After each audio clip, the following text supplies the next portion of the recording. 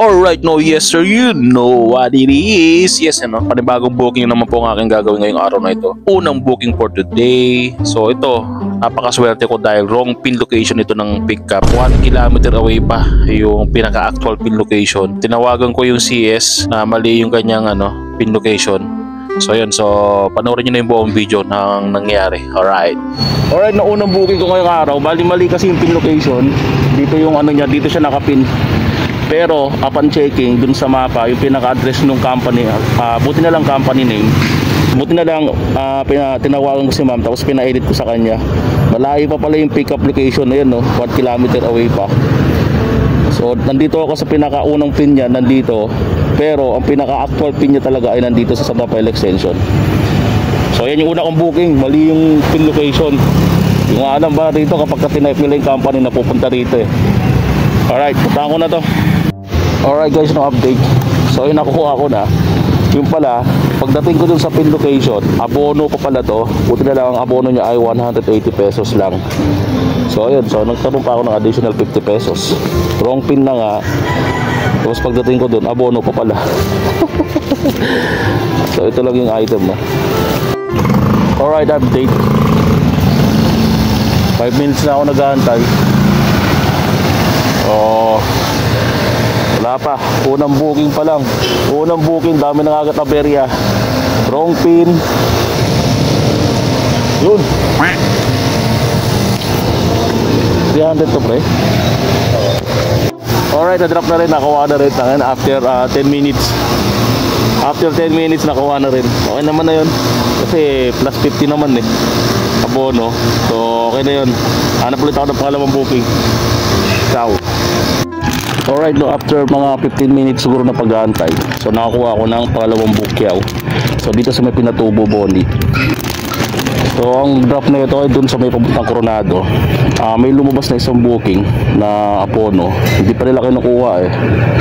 So try ko i-swipe para double booking kasi abono yun eh. So para 50 pesos lang. Apat na gulong. Kaso kasi abono siya na 450.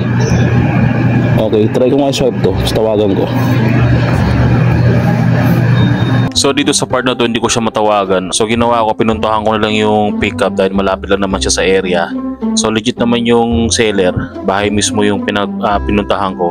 Then yung buyer, sa Lala apps ko siya nakakausap pero hindi talaga siya matawagan. Sabi niya sa apps lang daw kami mag-usap. Hindi naman makontak. Ayaw. Puntahan ko nga. Tanggalin niyo po. Alright, so ito yung pinaabono sa akin. Madrasa po yan. Opo. Ganyan lang talaga yan, ma'am? Opo, ma'am. Ay, opo, sir. Okay, ito yung abono. Kompleto naman. Ang bukay lang pahila ko. May ako nabigay yung 50, ma'am, pag kompleto po. So ito, 4 na gulong. Kaya sinuha pa kung ano na ito ni kuya. Inspector. Ibig na magpipick up lang ako eh. Para siguro hindi po sinasabi na ano niya. Ginawa kong inspector. Ako naman ako kompleto, di ba? May bearing naman. Pero pa ito, okay lang ba ganyan yan? Nag-uusap naman ba sila? 44 Simeon Cruz. Tapat ng 44 Simeon. Teka, sir, kukunin ko yung isa, sir. Sige. Itong isa walang Walang bearing eh. Opo, teka lang, sir. So yung isa kasi parang kulang ng bearing eh. Compare nito ay 120. Alright guys, no update pala dun sa abono na mga gulong. So cancel, mukat cancel lang din pala bandang uli. Ang dami mong inutos sa akin, pinicturean ko isa-isa, pinapalitan ko pa yung mga gulong, pati si seller na abala. Kaya pala nakatenga yung booking mo, walang kumukuha. So yun, sinubukan ko lang kunin at yun nga, napakaswerte ko. Isa ka palang bogus buyer. Alright, tangin na pangatlong booking. Pangatlong booking, tangin na sakto 20 kilos pintura. Sakto to 20 kilos sa pintura. Papunta dyan. Malapit lang naman actually, 1 kilometer lang. Hindi sana kukunin to eh. So okay lang kasi malapit lang naman siya, 1 kilometer. So ito, taka na, bigat na ito, 20 kilos. Saktuhan, apat na litro isa, 5 lata. Alright, deliver ko muna to. Alright, no, so nakuha ko na itong pang-apat na booking. Pagkain to, then dito kayo na pick up. Pag-apat na booking. Dito along the way, habang pupunta ako rito, meron ako nakuha na isa pa. Same rate lang, parehas lang sila ng rate. Same rate. So dito rin to. So double booking ginawa ko. Ito pala. So yan yung pick up. Malapit lang yung pick up dito sa area ko. Kukunin ko na to.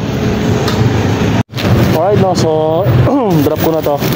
So nakuha ko na yung pangalawang booking. Double booking ako, puro pagkain to. Bumabawi ako ngayon eh. Kasi dalawang cancel ako. Nakadalawang cancel. Ito kay ate. Okay, bayad na po yan. Picture ako na lang po. Okay, thank you te. Ito na tayo sa pang-5 booking.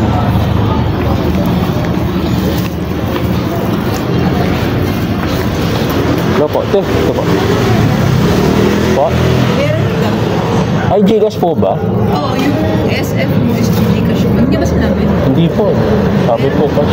Okay lang po mama, no? Magpapa-add na lang po ako ng additional fee. Ha? Magpapa-add na lang po ako ng cash out fee po. Okay lang Bigyan po. lang 60. O sige po ma'am, zip. Item drop. Abono. Ay, abono. Grabe, Gcash. Puro Gcash bayad sa akin. Tatlong Gcash na yun ah. Lit.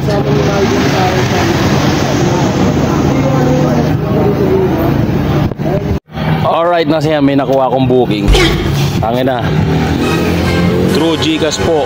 Ako mag-pay kuya. Okay, pang-apat na Gcash na to. Malapit lang yan, 1 kilometer.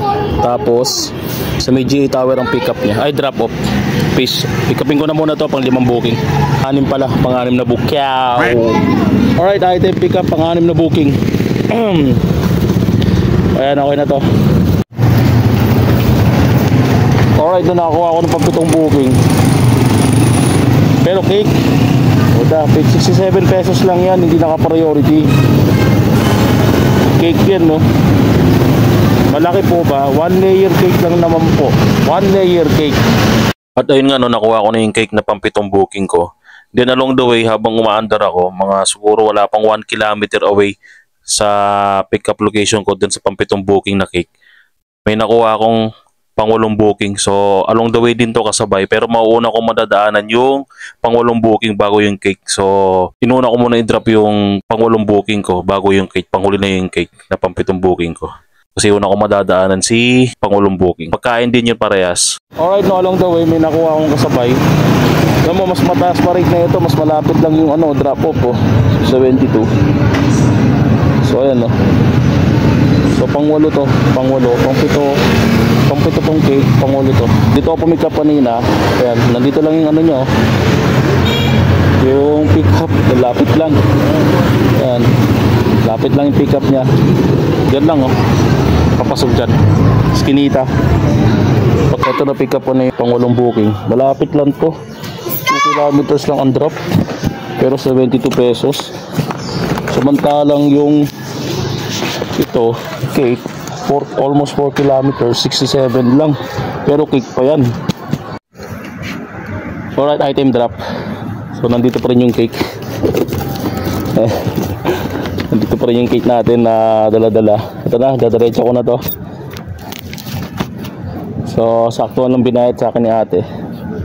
Nagpabre pa nga ako din sa may tindahan. So 72 pesos. Okay, punta na ako dito sa cake naman, 67 pesos. So ayan, 2 kilometers away na lang ang tatakbuhin ko. 2 kilometers away na lang. So alright guys, so nakuha ako dito sa may unit na to para apartment. Sapatos pang 9 na booking. Yan, no. Okay, New Balance saka Nike. Dito abono. Bayad na yan, binayaran na ni customer. Then Pang siyam na booking yan. 63 pesos. Yan. Eh, lapit lang oh. 2 kilometers away lang. Ano ko na to? Deliver ko na to. Okay, nung swerte yung ano ko. Pang siyam na booking ko. Pinagin ako ng 100. Ayan oh. So, ang fare niya lang ay 63 pesos. So, may tip ako na 37 pesos. Galing. Unexpected. So, ano na to? Punta na ako. 500 na ulit. Uwi na ako. So, uwi na ulit ako. Bukas ulit. Peace.